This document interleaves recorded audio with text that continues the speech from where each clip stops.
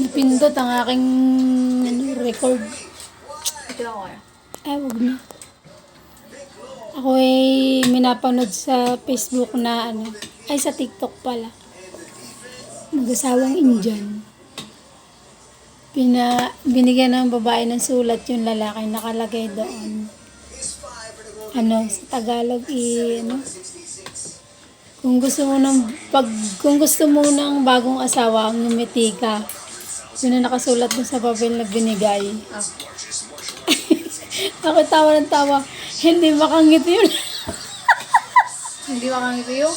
Lalaki habang binabasa yung sinulat ng babae. Pigil na pigil yung mukha eh. Kaya ako tawa ng tawa. Susubukan sa yung tiyan. Kung ano ang reaksyon. Init ako ng tawa kagabi habang pinapanood ko eh. Isang araw, tatanay ko sa yung tiarnel ko anong magiging reaksyon. Wala yung pakialam din, nakikinig.